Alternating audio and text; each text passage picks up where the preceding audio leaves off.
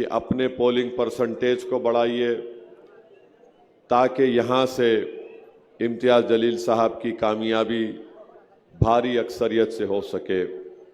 मेरे अजीज़ दोस्तों और बुज़ुर्गों, आप जानते हैं कि पिछले 2 मरतबा से यहाँ से बीजेपी का उम्मीदवार मुंतखब हुआ है और ये बात आप तमाम पर आया है कि बीजेपी के आमदार ने औरंगाबाद ईस्ट में पूरब में एक मंसूबाबंद तरीक़े से कोई विकास का काम नहीं करवाया।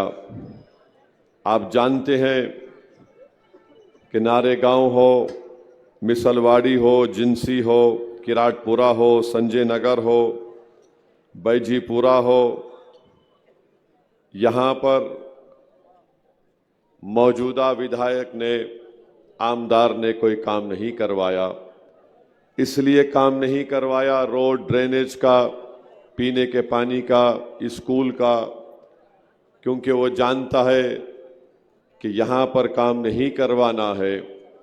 उसने अपनी तंग नज़री और तासुबियत का मुजाहरा करते हुए इन तमाम इलाक़ों में जहाँ पे अक़लियतें बसती हैं वहाँ पर काम नहीं करवाया। जो कुछ भी डेवलपमेंट, विकास या तरक्याती काम हुए वो मजलिस इत्तेहादुल मुस्लिमीन के कॉरपोरेटर्स ने करवाए या फिर मोहतरम इम्तियाज़ जलील साहब जब रुकने पार्लियामान थे तो उन्होंने अपने MP लैट स्कीम से इन तरक्याती काम को करवाया। तो मेरी आपसे गुजारिश है कि आप तमाम मिलकर अपने के वोट का सही इस्तेमाल करिए ताकि औरंगाबाद ईस्ट में, पूरब में, इन तमाम इलाक़े जात में जहां पर बीजेपी ने अपनी तासुबियत और तंग नज़री के बुनियाद पर डेवलपमेंट के काम नहीं करवाए, मजलिस का रुकन असम्बली कामयाब होगा इंशाअल्लाह। तो ना सिर्फ जिन इलाक़ों का मैंने ज़िक्र किया वहाँ पर भी काम होगा और जहाँ पर दलितों की आबादी है, जहाँ पर मराठाओं की आबादी है, जहाँ पर बैकवर्ड क्लास के हमारे भाई बहनों की आबादी है, इंशाअल्लाह वहाँ पर भी डेवलपमेंट काम करवाया जाएगा। आप ये भी जानते हैं कि इम्तियाज़ जलील साहब ने नारेगांव में स्मार्ट सिटी के अंदर यहाँ पर एक मॉडल स्कूल के क़याम की बुनियाद अमल में डाली और मुझे यकीन है कि इंशाअल्लाह ताला यहाँ के बसने वाले छोटे मुन्ने हमारे बच्चे और बच्चियाँ जब वो स्कूल तामीर होगा तो उससे अपनी तालीम को मुकम्मल कर सकेंगे। मेरे अजीज़ दोस्तों और बुज़ुर्गों, आप ये भी जानते हैं कि आज जो महाराष्ट्र में बरसर इक़्तिदार जमात है, शिंदे आए औरंगाबाद को, मोदी आए औरंगाबाद को, मगर इन्होंने कभी भी यहाँ पर आकर औरंगाबाद के विकास के बारे में कोई बात नहीं की। नारेगांव में आप जानते हैं कि बिजली की सप्लाई बहुत ही नाक़िस किस्म की आपको दी जाती है और बिजली नहीं मिलने की बुनियाद पर हमारे बच्चे अपनी तालीम को जारी नहीं रख सकते, लोग अपना कारोबार नहीं कर सकते।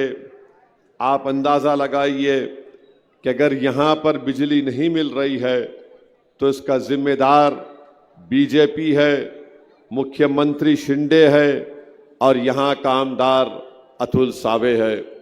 तो मेरी आपसे गुजारिश है कि इन तमाम तरक्याती काम के लिए आपको 20 नवंबर के दिन अपने के कोड का सही इस्तेमाल करना पड़ेगा।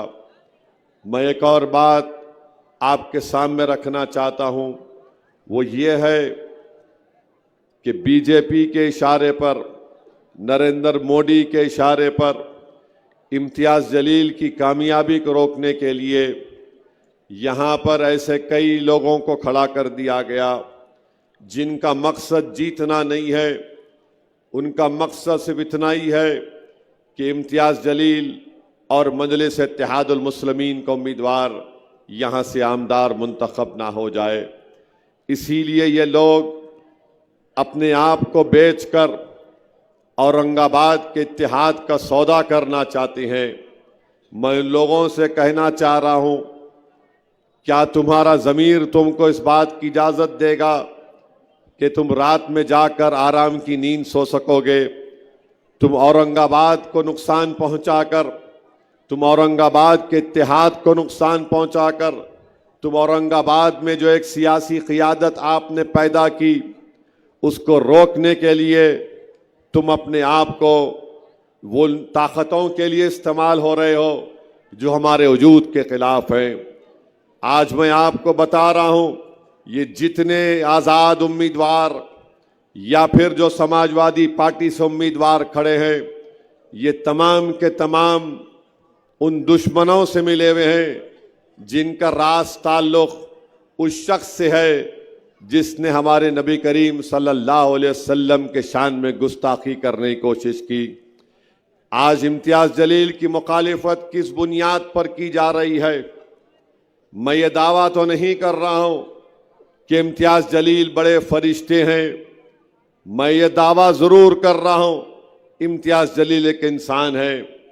मैं ये भी कह रहा हूं कि हो सकता है इम्तियाज़ जलील से गलतियां भी हुई होंगी, इंसान है, मगर इम्तियाज़ जलील से असल गुस्सा और बुग़्ज़ इस बात का है कि इम्तियाज़ जलील जब रुकने पार्लिमान बनकर औरंगाबाद से गया तो भारत की पार्लियामेंट में मैंने कई ऐसे सीनियर पार्टी के, मुख्तलिफ सियासी पार्टियों के बड़े बड़े सीनियर मेंबर ऑफ पार्लियामेंट की ज़बान से सुना कि ओवैसी साहब, ये पहले मर्तबा का एमपी इम्तियाज़ जलील है, बड़ी खूब तरीके से अपनी बात को रखता है, बड़ी दिलेरी से अपनी बातों को रखता है और बहुत स्टडी करके आता है। यही बात मजलिस के मुखालिफिन को हजम नहीं हो रही थी कि आखिर कौन है यह शख्स जो औरंगाबाद की गली कूचों से निकलकर भारत की सबसे बड़ी पंचायत के ऐवान को हिला के रख दे रहा है। आखिर ये कौन है वह शख्स जो पहली मर्तबा जीत कर गया और हर मसले पर और ख़ास तौर से अपने क्षेत्र औरंगाबाद की तरक्की के लिए लड़ रहा है? यही इम्तियाज़ जलील था जिसने औरंगाबाद एयरपोर्ट पर एक फ़्लाइट आती थी, आज इम्तियाज़ जलील की नुमाइंदगी पर कम से कम 8 से 10-12 फ़्लाइटें औरंगाबाद एयरपोर्ट पर आती हैं। इन लोगों को ये परेशानी लागत हो गई कि हमने एक एमपी को जीतते हुए देख लिया, मगर कोविड का ज़माना आया तो इम्तियाज़ जलील हाई कोर्ट को जाकर हाई कोर्ट के सामने खुद खड़े होकर ये कहा कि औरंगाबाद के अस्पतालों में कई डॉक्टर और कंपाउंडर की वैकेंसियां हैं, उसको पुर किया जाए। इम्तियाज़ जलील के ही नुमाइंदगी पर कोर्ट में लड़ने पर कोर्ट ने आर्डर दिया तो मुखालिफिन मजलिस को ये बात पसंद नहीं आई कि शख्स हाई कोर्ट में भी जाकर लड़ रहा है। फिर गरीबों के घर का मसला आया तो इम्तियाज़ जलील पार्लियामेंट की अर्बन डेवलपमेंट स्टैंडिंग कमेटी के मेंबर थे। इम्तियाज़ जलील ने पार्लियामेंट में कई मरतबा PMAY के तहत औरंगाबाद के गरीबों के घर के लिए उस स्कीम में औरंगाबाद की जनता के लिए लड़ता रहा। इनको ये बात पसंद नहीं आई। यहाँ पर पीने के पानी के लिए इम्तियाज़ जलील लड़ते रहे, इनको पसंद नहीं आया। इनको ये बात भी पसंद नहीं आई कि ये कौन शख्स है जो 20 साल के बाद महाराष्ट्र में एक मुस्लिम अक़लियत का MP जीत कर आया है और ये तमाम काम बड़ी बेबाकी से और बखूबी अंजाम दे रहा है। फिर आपने देख लिया कि जब पार्लियामेंट का इलेक्शन आया तो तमाम ताकतें एक हो गई, चाहे वो नाम निहाद सेकुलर हो या RSS हो या शिवसेना हो, सब ने मिलकर इम्तियाज़ जलील की कामयाबी को रोकने के लिए एक हो गए। महाराष्ट्र में 48 लोकसभा की सीटें हैं, एक ही मुसलमान लड़ रहा था अक़लियतों की तरफ से। सब ने मिलकर इम्तियाज़ जलील को हराने के लिए कोशिश में लग गए और नतीजा आपने देख लिया। कि इम्तियाज़ जलील की कामयाबी को रोक दिया गया। मेरे अजीज दोस्तों और बुजुर्गों, महाराष्ट्र के गरीबों ने अपनी एक आवाज को खोया, महाराष्ट्र के दलितों ने अपने एक हमदर्द को खोया, महाराष्ट्र के मराठाओं ने उनकी एक आवाज को खोया, महाराष्ट्र के धंगर समाज ने जो उनके लिए लड़ रहा था पार्लियामेंट में, जिसने अहल्याबाई होलकर का जिक्र किया, वो एक अपनी आवाज से महरूम होकर रख गए। औरंगाबाद की आवाम ने अपने एक बेबाक आवाज को पार्लियामेंट में खो दिया। मगर सबसे ज्यादा नुकसान ना सिर्फ औरंगाबाद महाराष्ट्र के अल्पसंख्यक समाज और इन तमाम समाजों को हुआ, बल्कि हिंदुस्तान के, भारत के वो तमाम अक़लियतों को जो ये देख रहे थे कि 2019 से 2024 में मजलिस-ए-इत्तेहादुल मुस्लिमीन के 2 MP मिलकर पार्लियामेंट के दरो दीवार को हिला रहे हैं। आज उत्तर प्रदेश को चले जाइए, बिहार को चले जाइए, कर्नाटका चले जाइए, आप राजस्थान को चले जाइए, सब लोग तकलीफ का इजहार करते हैं कि असदुद्दीन ओवैसी फिर से अकेला हो गया भारत की लोकसभा में। मेरे अजीज दोस्तों और बुजुर्गों, मैं नारेगांव की जनता से अपील कर रहा हूं, मैं औरंगाबाद ईस्ट की जनता से अपील कर रहा हूं, हम जिन जालिमों के मंसूबों का और उनके साजिशों का शिकार हो गए, अब के बार 20 नवंबर को मेरी आपसे इस्तिदवा है, इल्तिजा है, गुजारिश है कि आप उन जालिमों को उनके नापाक मंसूबे में कामयाब होने मत दीजिए। एक हो जाइए, मुत्तहिदा तौर पर अपने के कोर्ट का इस्तेमाल करिए ताकि महाराष्ट्र की विधानसभा में आपकी बेबाक आवाज जाए। मेरे अजीज दोस्तों और बुजुर्गों, पार्लियामेंट के इलेक्शन में जो नतीजा आया, मैं इम्तियाज जलील के बारे में कहता था कि इम्तियाज जलील मेरा बाजू था, आज मैं अपने बाजू से महरूम हो गया हिंदुस्तान की पार्लियामेंट में। मगर मेरे नारेगांव के इज्जतदार माँ और बहनों, बुजुर्गों, उलमा और मशाइखीन, गयूर नौजवानों, मैं तो अपने बाजू से महरूम हो गया, मगर खुदा के लिए तुम अपने बाजू से महरूम मत हो जाओ। तुम्हारी एक आवाज है इम्तियाज जलील, जो मुझे यकीन है कि महाराष्ट्र के विधानसभा में ना सिर्फ औरंगाबाद सेंट्रल बल्कि पूरी गरीब जनता के लिए इम्तियाज जलील उनकी नुमाइंदगी करेगा। ये जो लोग खड़े हैं, इनका मकसद सिर्फ बीजेपी को जिताना है। ये बीजेपी से मिठाई खा चुके हैं, ये बीजेपी के गुलाब जामुन खा रहे हैं, ये बीजेपी की दी हुई वेजिटेरियन नान खलाई खा रहे हैं, और इनका मकसद एक ही है, इनका मकसद एक ही है, जीतना इनका मकसद नहीं है। इनका मकसद यह है कि मोदी जीत जाए और आप और हम हार जाए। फैसला आपको करना है, आप जीतेंगे या फिर बीजेपी आरएसएस जीतेगी, या इम्तियाज जीतेगा या मोदी जीतेगा। ये नारेगांव और औरंगाबाद ईस्ट की आवाम को फैसला करना है।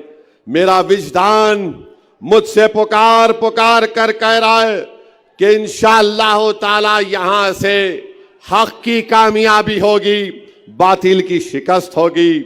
मेरा विजदान मुझसे पुकार पुकार कर कह रहा है कि ये वो गयूर सरजमीन है औरंगाबाद ईस्ट की, जो किसी से नहीं डरने वालों की सरजमीन है। यहां पर इम्तियाज कामयाब होगा इंशाअल्लाह ताला।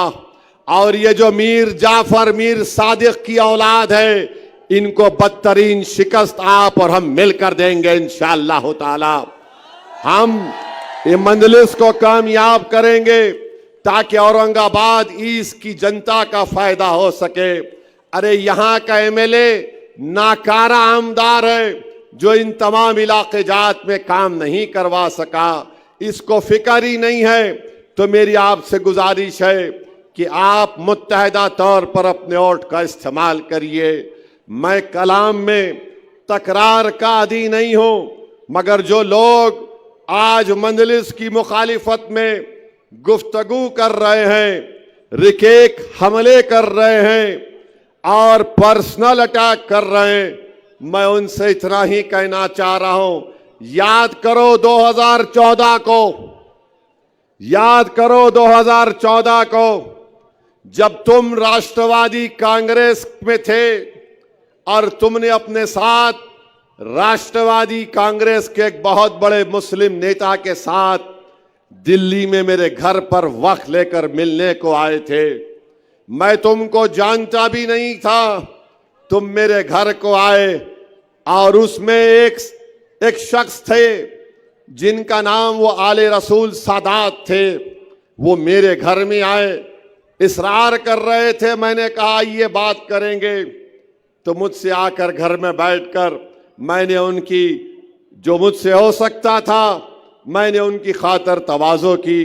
उसके बाद जो एक साहब थे राष्ट्रवादी कांग्रेस के, उन्होंने 2014 में मुझसे कहा था, असदुद्दीन ओवैसी साहब, हम अपने साहिब के पास से आपको पैगाम लेकर आए हैं कि आप इलेक्शन मत लड़िए महाराष्ट्र का, आपको जो चाहिए हम आपको मुहैया कर देंगे। मुझे अच्छी तरह वो अल्फाज याद हैं। मैंने कहा कि आप मेरे घर में मेहमान हैं, आप आले रसूल हैं, मैं आपकी बड़ी इज्जत करता हूं, मगर खुदा के लिए मेरे घर में बैठकर आप मेरा सौदा नहीं कर सकते। आप गलत घर को आए हैं। ये वो घर है जिसमें हम पैदा हुए, जिस घर के रिवाज ये है कि हम अपने आप को मिटा देंगे, खत्म कर देंगे, मगर कौम के नाम पर सौदा करने वाले का नाम असदुद्दीन ओवैसी नहीं है। मैंने उस शख्स से कहा कि तुम आले रसूल हो, मैं तुम्हारी बहुत इज्जत करता हूं, क्योंकि मैंने हदीस शरीफ में पढ़ा कि रसूल अल्लाह सल्लल्लाहु अलैहि वसल्लम ने फरमाया कि मेरी आल कश्ती नूह की तरह है, जो उसमें सवार हो गया वो बच गया। मैं अहले बैत की बड़ी इज्जत करता हूं। मैं तो इस कौल को जानता हूं इमाम जाफर सादिक रदी अल्लाह ताला अन्हु के, कि इमाम जाफर सादिक ने कहा था कि अल्लाह ने जब कुरान में फरमाया वा तसीमु बिहब्लिल्लाह जमीओ वला तफर्रकू, कि अल्लाह की रस्सी को मजबूती से थाम लो और मुंतशिर मत हो जाओ, तो इमाम जाफर सादिक ने कहा कि जो कुरान में फरमाया गया अहले बैत है, कि अहले बैत को पकड़ लो। मैं उनसे कहा कि आप इस तरह की बात मत करिए, आप बराए मेहरबानी अगर और कुछ गुफ्तगू करना चाहते तो मुझसे बात करिए। वो उठ गए और चले गए। उसके बाद वो शख्स इतना मुतासिर हुआ, बोला मैं औरंगाबाद का हूं, मैं मंजलिस में आना चाहता हूं। मैंने कहा याद रखो, मंजलिस में जब आ रहे हो तो तुम इस तरह की बात दोबारा मेरे सामने नहीं करना। और आज आप मंजलिस इत्तेहादुल मुस्लिमीन और इम्तियाज जलील पर रिकेक हमले करते हैं। कौन सी जबान में तुम बात कर रहे हो? अगर कोई आकर मुझसे कहेगा कि मैं 70 साल के करीब हो चुका हूं, मुझे टिकट दे दो, कोई आकर मुझसे कहेगा कि मैंने वंचित को पैसे दिए हैं, दूसरी पार्टी को भी इंस्टॉलमेंट देने तैयार हो, उनसे एडजस्टमेंट हो जाएगा, तो मैंने कहा अगर आप दूसरी पार्टी से एडजस्टमेंट करा रहे हैं तो मंजलिस के पूरे सीटों का ऐलान करिए, अलायंस कराइए, मैं अलायंस करने के लिए तैयार हूं। सिर्फ एक सीट पर क्यों? अगर अलायंस होगा तो सब सीटों पर होगा। तो बोले नहीं, खाली मेरी सीट की मेरी को फिक्र है। आप बताओ, जो शख्स सिर्फ अपनी जात के लिए मर मिट रहा है, तो क्या असदुद्दीन ओवैसी जात का साथ देगा या इन लाखों करोड़ों औरंगाबाद के दिलों में बसने वाली मोहब्बत, धड़कने वाले दिल का साथ देगा? बताओ। मैं ये बोलना नहीं चाहता था, अगर कल वो शख्स इनकार करेगा, निकाल के रख दूंगा आवाम के सामने पूरी बातें तुम्हारी एक एक।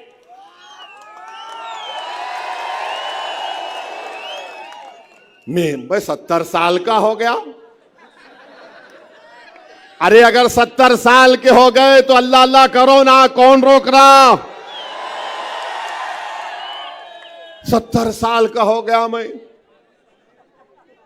अब मैं भी बोलूंगा, मैं भी 70 साल का हूंगा कभी ना कभी, अल्लाह जिंदा रखा तो।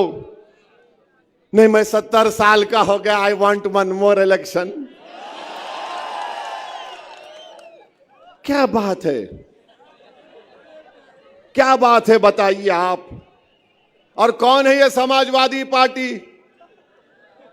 ये समाजवादी पार्टी क्या है बताता हूं मैं आपको।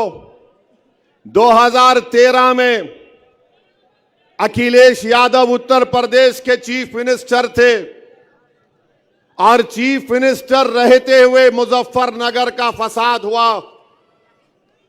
50,000 लोग बेघर हो गए। कितने? 50,000। 8-8 महीने, एक साल तक अपने घर को नहीं गए। मुजफ्फरनगर के इलाके में आसमान के नीचे कड़ाके की सर्दी में ये लोग कैंप में रहते थे।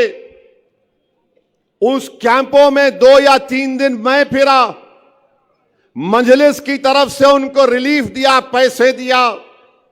एक कैंप में मैं गया, उस बच्चे का नाम शाहनवाज है, अल्लाह उसको सलामत रखे, वो मुझे साथ लेकर चल रहा था। मैं एक कैंप में गया तो देखा कि 10 लोग बैठे हुए खवातीन रो रही हैं, बहुत रो रही हैं। किसी ने कहा कि हैदराबाद का एमपी ओवैसी आया है, उन्होंने और रोना शुरू कर दिया। मैंने पूछा है, मैं जानता हूं कि एक कैंप में है, इनका घर बार लुट गया, इनके लोगों को मार दिया गया, इनकी तकलीफ क्या है? तो उन्होंने मुझसे कहा था कि हम 3 परिवार के लोग हैं और हमने अपनी बेटियों के शादी के लिए सामान जमा किया था, वो पूरा सामान दंगाई लूट कर चले गए। मेरी आंख में आंसू आ गए, मेरे रोंगटे खड़े हो गए। मैं उन बहनों की, हमारी मां के आंसुओं को नहीं देख सका। मैंने शाहनवाज से कहा, शाहनवाज कल इन तीनों हमारी बेटियों की शादियां होंगी, बोलो क्या इंतजाम करना है, हम जल्दबाजी में जो कुछ कर सकते करेंगे। मेरे भाई, थालियां मारने के लिए नहीं कह रहा हूं, सुनो, मैं ये चाहता हूं कि मैं जो कह रहा हूं तुम भी उस पर अमल करो। तुम भी औरंगाबाद में अगर कोई गरीब बच्ची है जिसकी शादी नहीं हो रही तो तुम शादी, उसका इंतजाम उसका करवाओ। 2 या 3 दिन के अंदर उन तीनों परिवार की बच्चियों की शादी, इज्तिमाई शादी हुई। मुझे बुलाया गया, मैं उसमें गया था। मैं उन महिलाओं को, उन खवातीन से मिला जिनका रेप हुआ था गन्ने के खेतों में। मैं उन बेटियों की दास्तान सुनाऊं, अगर तुम्हारे सामने बयान करूंगा तो तुम रात में सो नहीं पाओगे। वो दास्तानें जानता हूं मैं। तुमने कभी सुना एक 65 साल की औरत की रेप हो सकती है? तुमने सुना कि एक 60 साल की औरत के छाते को काट दिया जाता है? मैंने सुना। और ये अखिलेश यादव मुख्यमंत्री था। और आज ये समाजवादी पार्टी के लोग औरंगाबाद के हमारे इस इत्तेहाद के दीवार को, इस किले को, इस महल को, जिसने आपने अपने खून पसीने से इसको तैयार किया, जिसको आपने अपनी कुर्बानियों पर खड़ा किया, जिसने आपने एक उम्मीद का एक महल तामीर किया सबके लिए, आज यहां पर आकर दीमक की तरह उस इत्तेहाद को तोड़ना चाहते हैं। जालिमों, तुम्हारा अखिलेश यादव मुख्यमंत्री था तो 50,000 लोग बेघर हो गए, 100 के करीब खवातीन की अस्मत रेजी हुई। आज भी 10 से 15 खवातीन का केस कोर्ट में चल रहा है। और अगर जुल्म जो खवातीन पर हुआ तो इंटरनेट पर जाकर एक बहादुर जर्नलिस्ट है, मैं उसका सलाम करता हूं, उसका नाम नेहा दीक्षित है, आउटलुक में स्टोरी है, एमनेस्टी इंटरनेशनल की रिपोर्ट में उसका जिक्र है, पढ़ो उस रिपोर्ट को। और आज समाजवादी का अखिलेश हमारी तारीखी सरजमीन पर आकर हमारे इत्तेहाद को तोड़ना चाहता है। यह आपको फैसला करना है मेरे अजीज दोस्तों और बुजुर्गों। 6 महीने तक 50,000 लोग कपड़ों के टेंटों में मैदानों में थे। कपड़ों के टेंटों में मैं देख चुका हूं। और वो अखिलेश यादव सैफाई एक जगह है, वहां पर बंबई से फिल्म स्टारों को बुलाकर अपने परिवार के साथ उनके नाच गाना को देखता था। मेरे भाई, ये लोग औरंगाबाद को क्यों आ रहे हैं?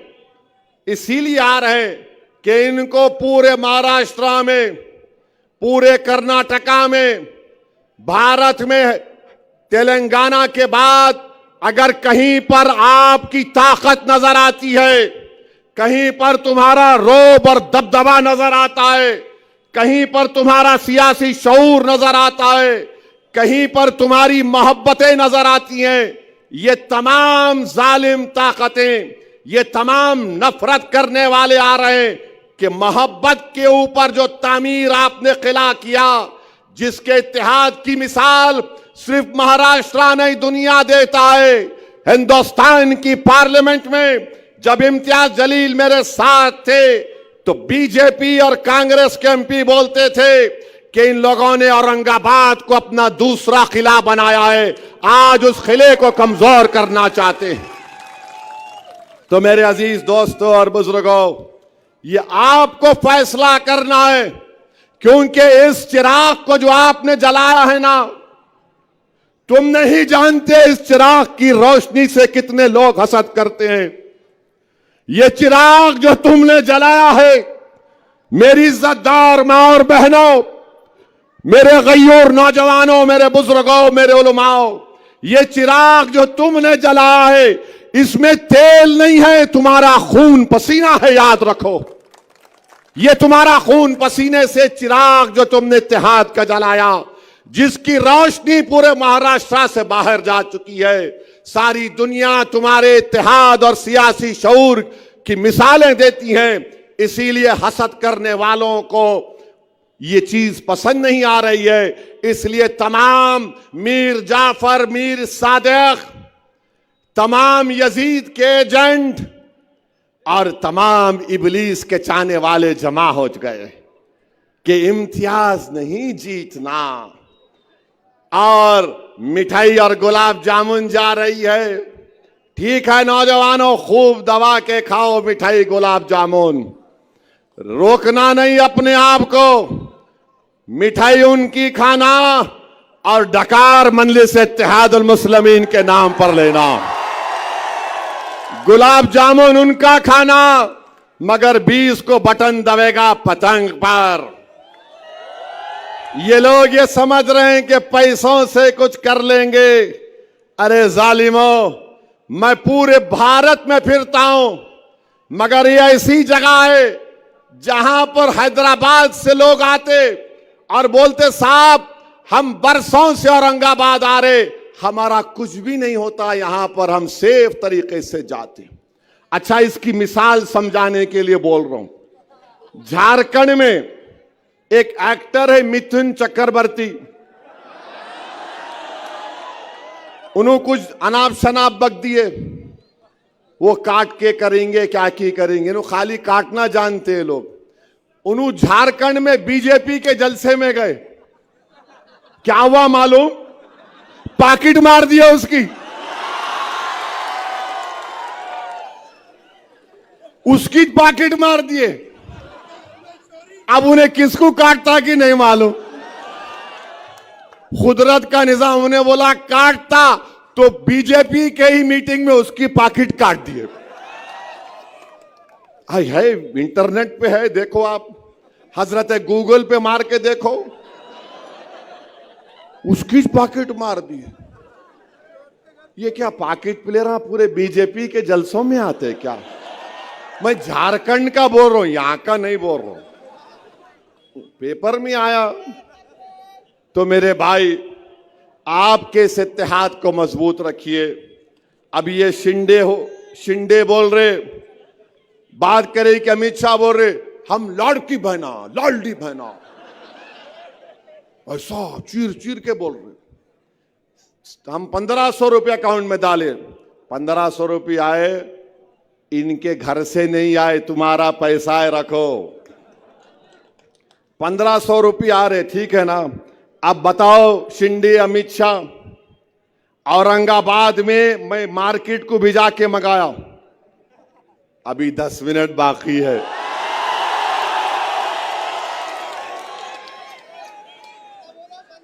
ना चावल जो है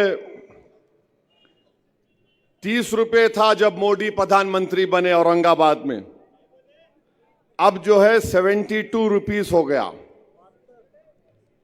जवारी 20 रुपए था 2014 में जब मोदी प्रधानमंत्री बने औरंगाबाद में, अब 45 रुपए हो गया। और आपके गुड़ 30 रुपए था, वो जो है 55 रुपए हो गया। जरा याद रखो आप इसको, मैं क्या बोल रहा हूं, समझे ना। हाँ, चावल फाइन 30 रुपए था, 72 रुपीस हो गया। चाय, मोदी जी चाय 20 रुपए थी 14 में, इन्होंने इतना चाय बनाए अब 39 रुपीस में आ गई। औरंगाबाद का रेट है ये। मसूर की दाल 60 रुपए थी, अब 155 रुपए हो गई औरंगाबाद में। लाल मिर्ची का पाउडर 180 रुपए में था 2014 में, अब 480 हो गया। इमली 80 रुपए थी, 220 रुपए हो गई। नमक 12 रुपए था, 25 रुपए हो गया। क्या नमक हलाली कर रहे। मीठा तेल 80 रुपए था, 160 हो गया। भिंडी 20 रुपए थी, 50 रुपए हो गई। बैगन 15 रुपए था, 40 रुपए हो गया। हरी मिर्ची 40 रुपए में थी, 100 रुपए हो गया। प्याज 15 रुपए, 40 रुपए में आज। आलू 2014 में 12 रुपये, अब 30 रुपये। टमाटर 15, 50 रुपये में हो गया। अब आप देख लो, अब ये मीठा तेल 160, 160 हिसाब में कौन अच्छा है यहां पे? कितने अच्छे औरंगाबाद में हिसाब में? उतने ही 20 को हिसाब करना है पूरा, याद रखो प्यारे। हाँ, अब लिख लो, इमली 220, मीठा तेल 160, कितने हो गए? 380। उसमें नमक मिला लो 25 रुपये, 405। आप उसमें हरी मिर्ची मिला लो 100 रुपये, 500। अब उसके बाद चावल ले लो आप 72 रुपीज, फोर्स ऐड कर लो। चावल 39 रुपीज ऐड कर लो। मसूर की दाल 155 रुपये। लाल मिर्ची 450 रुपये, कितने हुए? 1000 रुपये हो गए।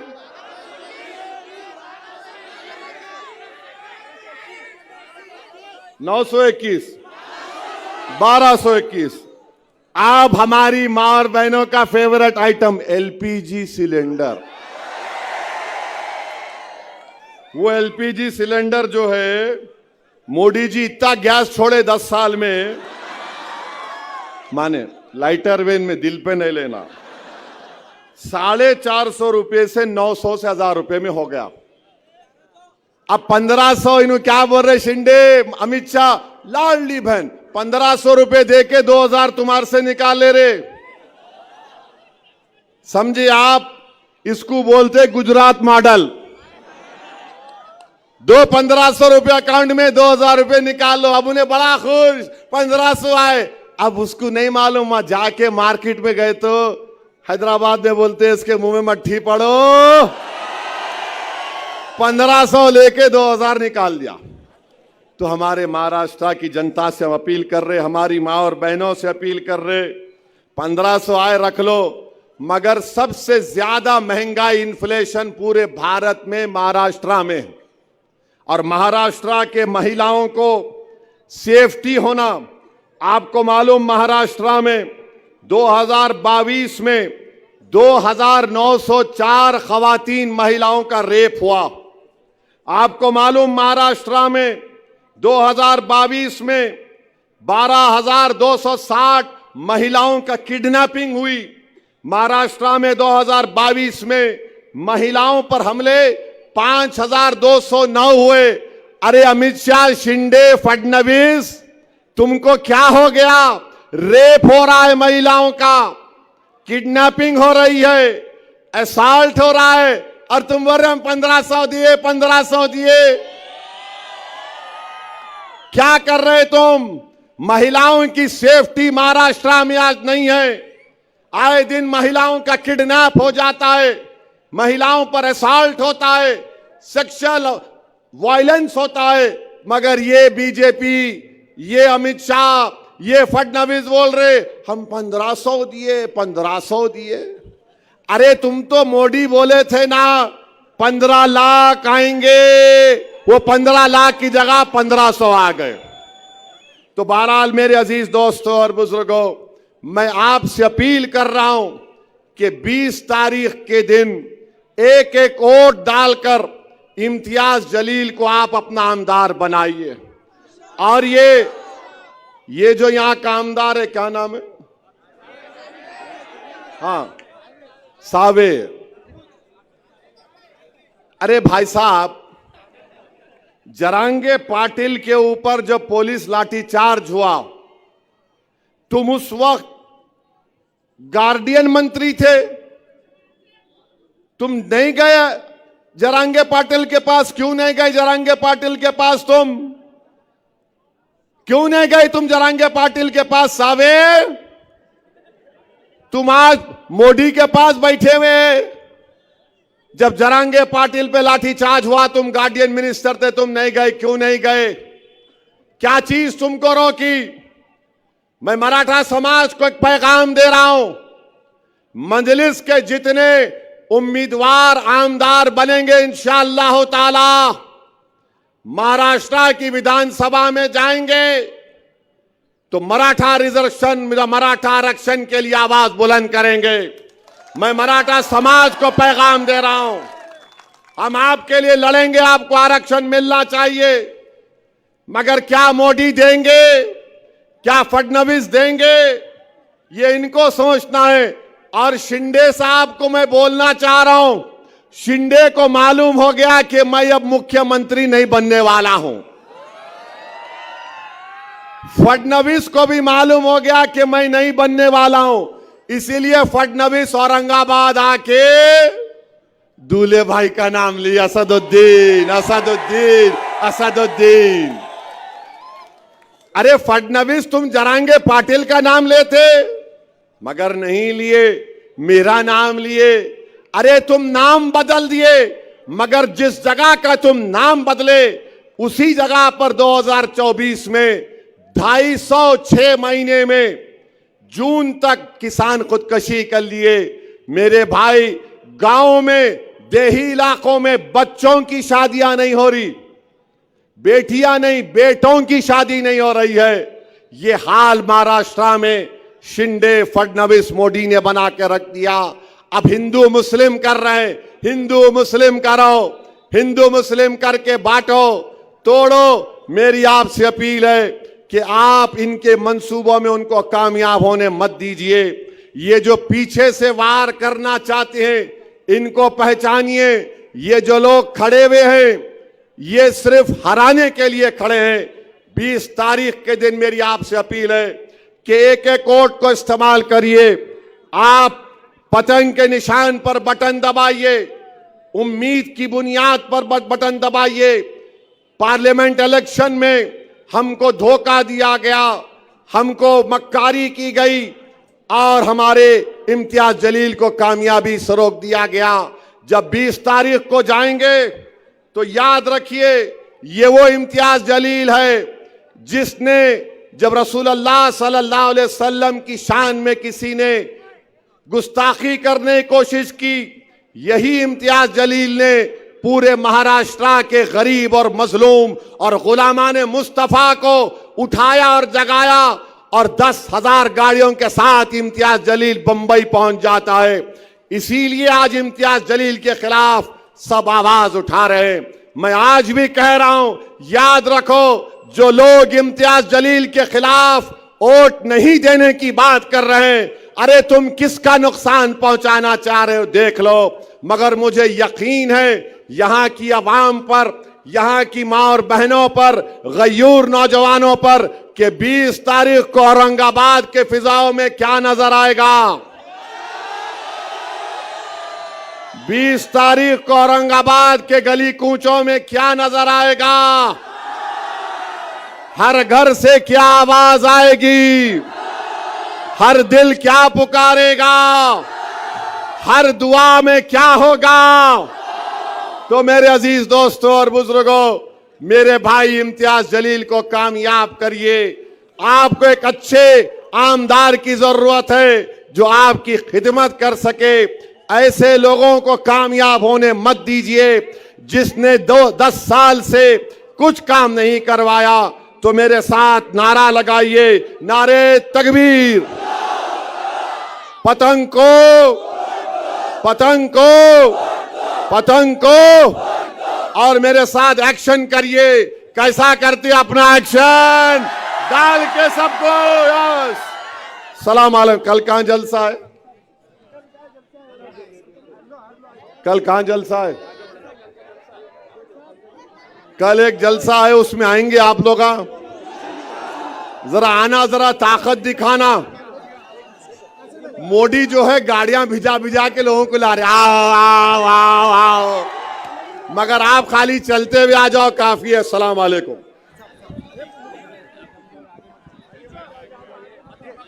ये नीचे करो फारूक भाई, नीचे करो।